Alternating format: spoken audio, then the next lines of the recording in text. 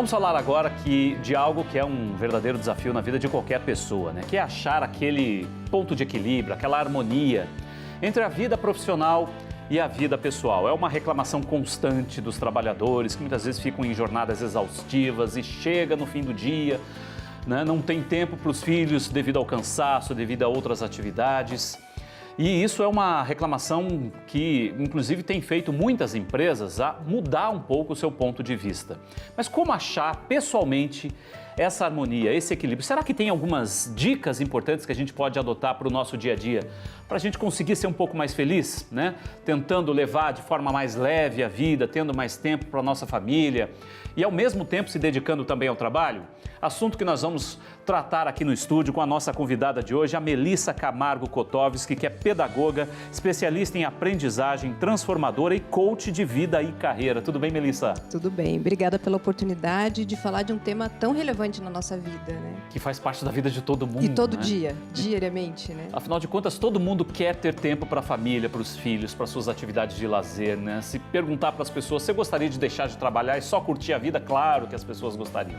Mas a gente tem que trabalhar, a gente tem que colocar, né, o nosso sustento em casa.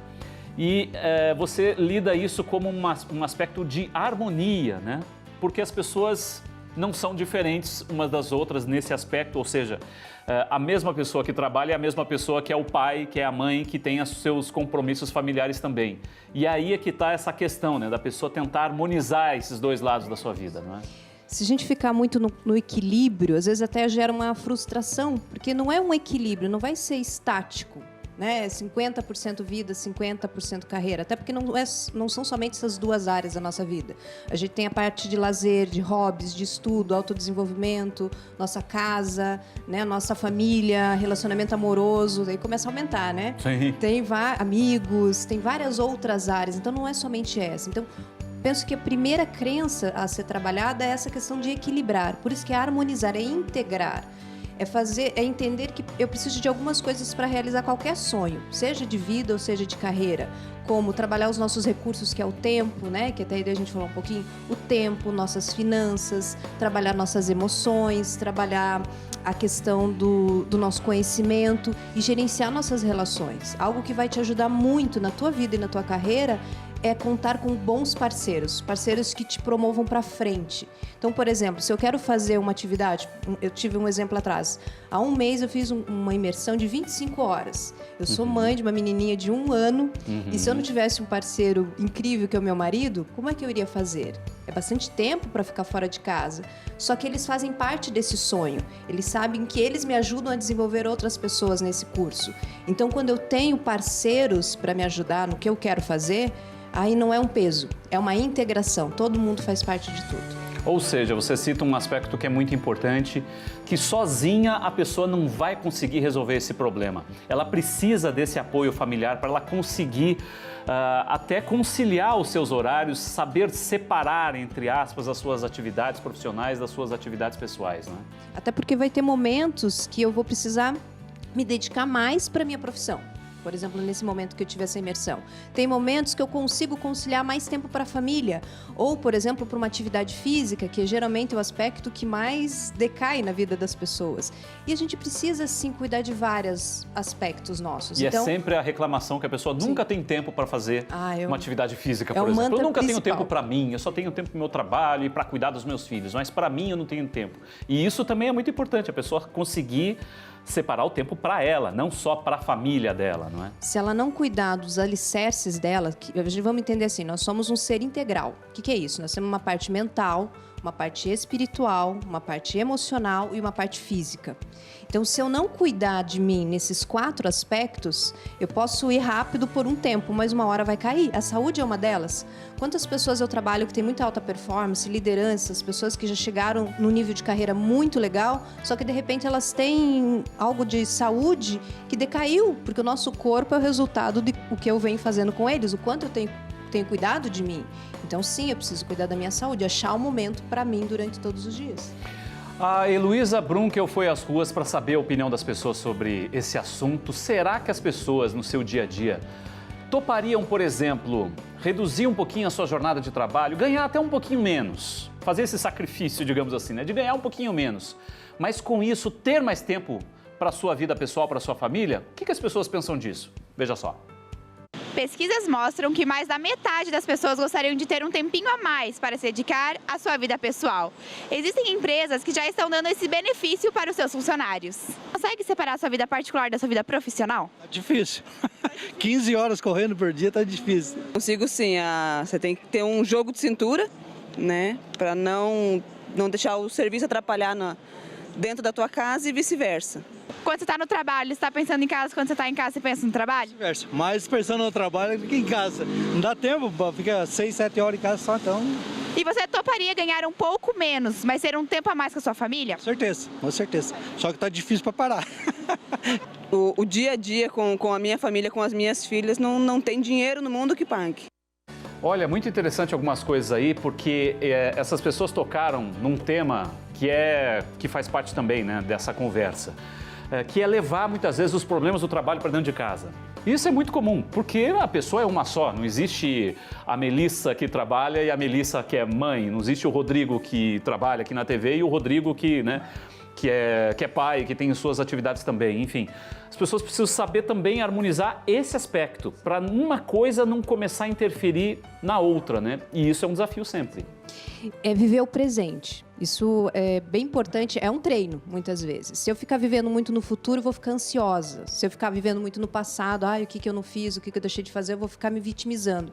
Então, eu viver no presente. Se eu estou no meu trabalho, estou no trabalho. Se eu estou aqui dando a entrevista, é aqui que eu tenho que estar. Se eu estou na minha casa, que é o momento que eu brincar com a minha filha ou ficar com o meu marido, é lá que eu tenho que estar. É realmente a gente fazer um treino de viver para o presente.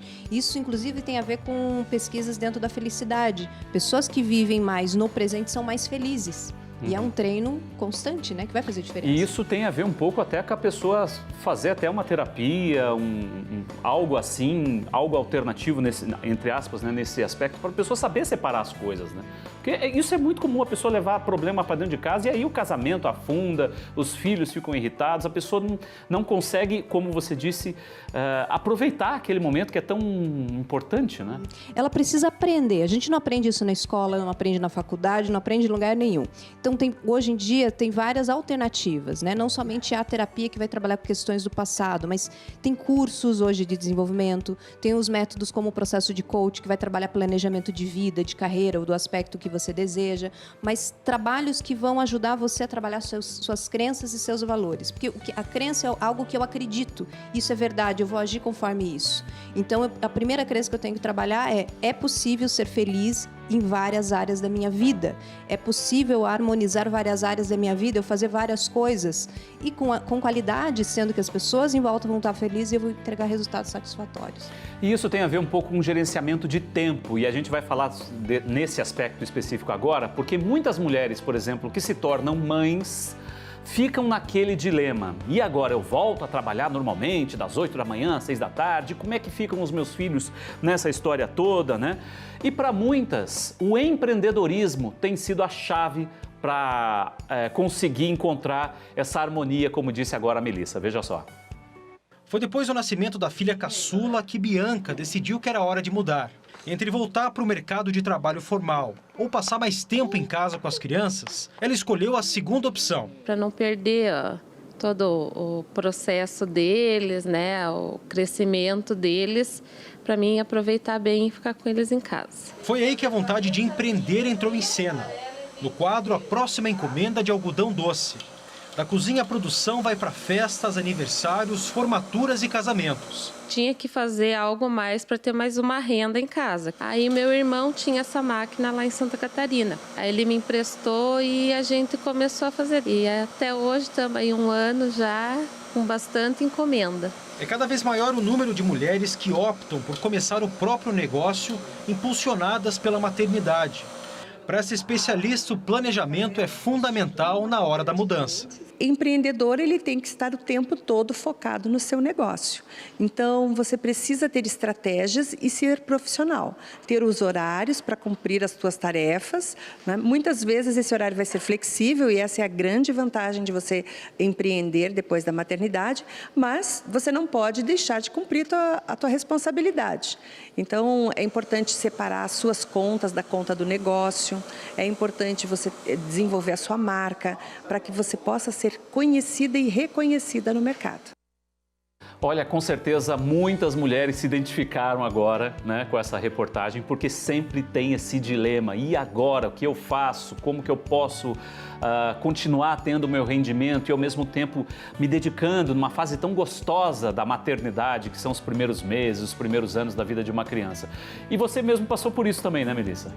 E é um momento muito único, né? É um momento único, a maternidade mexe realmente com a gente. E aí vai pelo um princípio, o que eu vou priorizar neste momento, né? É uma decisão que eu tive algumas amigas, inclusive, que passaram pela dificuldade de decidir o que vai fazer. Eu já sou empreendedora há muitos anos, então eu fiz vários malabarismos para conseguir. Eu tive um momento de licença, mas eu queria muito voltar, porque algo que me ajudou muito ao querer voltar para a minha profissão é a paixão que eu tenho por ela. Então, acredito também que você gostando muito do teu trabalho, você sente falta. Eu sentia falta em alguns momentos. E fiz de tudo para conciliar esses meus dois mundos que eu amo para conseguir trabalhar. Mas é uma decisão. Se você quer priorizar isso, primeira coisa, não se culpe por isso. Decida e dê conta da decisão. Independente do que vão falar, do que vão achar, seja feliz com essa decisão. O planejamento, como foi colocado ali, é essencial, porque você muitas vezes decidindo não trabalhar, vai ter a questão financeira que em algum momento pode te apertar. Então, já vá pensando nisso. Tem 9 meses antes do neném nascer. Isso talvez vai ser um questionamento. Já vá planejando, conversa com a sua família, com quem participa dessa criação, seus parceiros da maternidade, e vá decidindo para o caminho ficar mais tranquilo. E uma coisa que é muito legal, tem vários grupos de apoio para mães. Eu cheguei aí, conhecer e tudo mais, alguns grupos, e como esse assunto vinha, procure um grupo de apoio, para que você vai ver que várias mães vão se questionar sobre isso, sobre outros temas, e você vai conseguir decidir com mais tranquilidade. E quando a gente pensa em gerenciamento de tempo, vale a velha receita de você colocar no papel mesmo os tempos que você precisa, colocar no relógio, cronometrar o seu dia, né?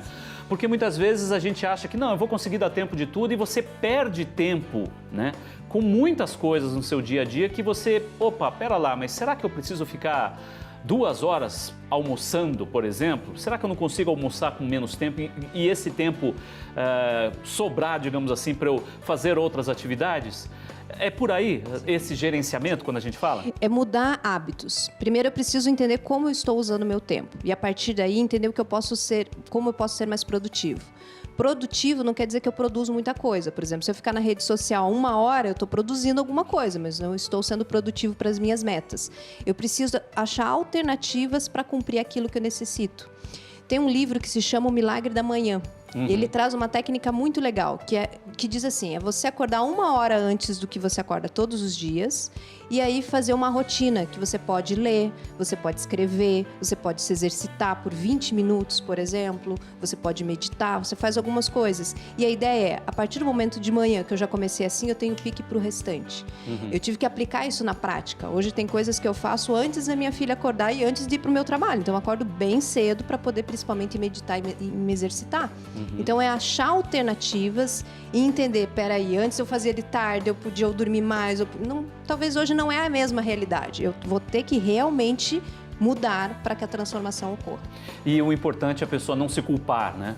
Com essas mudanças todas que acontecem na vida de todo mundo. A gente precisa ser sempre disposto a encarar essa mudança, né? E não se culpar por conta disso. É entender que o progresso vem com um processo. E quanto mais eu vivo esse processo, né, feliz, trazendo prazer para a minha vida, entender que eu tenho que focar no meu resultado. Pensa assim, com os resultados que você tem hoje, daqui 5 anos, como é que vai estar a sua vida?